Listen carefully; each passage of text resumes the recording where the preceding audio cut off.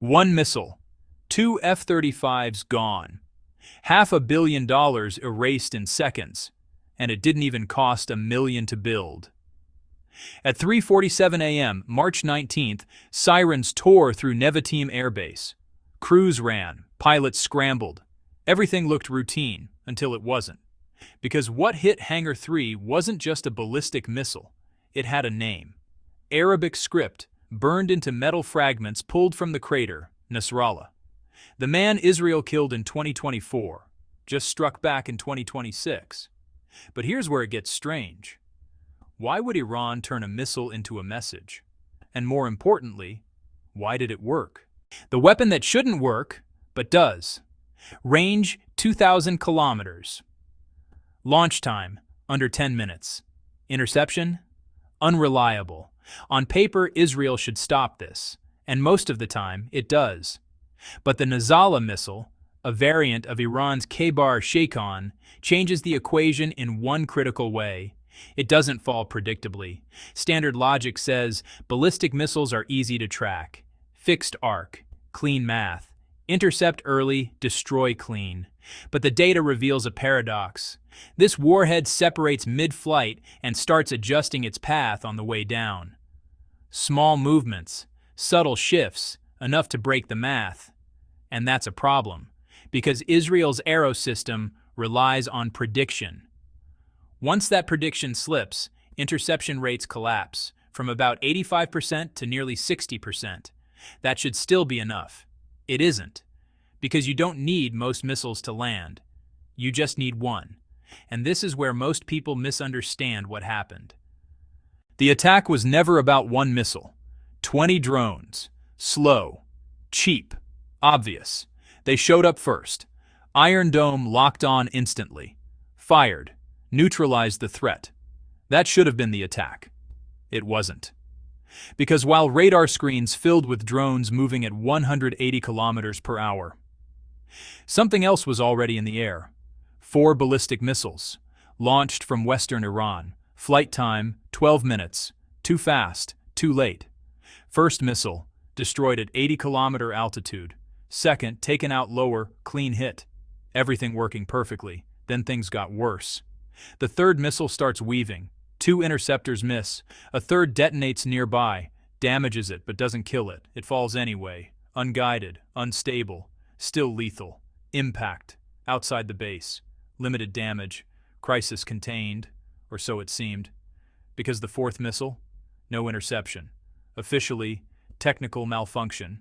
Operationally, a hole in the shield. And what happened next changed everything. The hit that wasn't supposed to happen. Mach-5 impact. 650 kilograms of high explosive, inside a hardened shelter. Hangar 3 was built to survive war. Reinforced concrete, 2-meter walls, blast doors. It didn't matter. The warhead punched through. Detonated inside. 2 F-35I fighters, destroyed instantly. A third, damaged beyond recovery. That's $375 million in aircraft gone. Add infrastructure, equipment. Over $425 million total. From a missile that cost roughly $300,000. Let that ratio sink in. But here's the real question. Was this luck or a preview? The math nobody wants to talk about. Iran's total cost was, well, around $2.2 million. Israel's defensive response? That came in at about $22 million. And the damage inflicted? Roughly $425 million. That's not really a battle. It's, more like an equation. Standard logic would tell you that superior technology wins wars. But, the data actually reveals a different reality. Wars of attrition don't reward precision. Instead, they reward volume and cost efficiency. And Israel, well, they're burning through interceptors fast. The estimated arrow inventory stands at maybe 200 to 300 missiles. But Iran has already launched over 300 missiles. At 2 interceptors per target, that means stockpile depletion in under 60 days.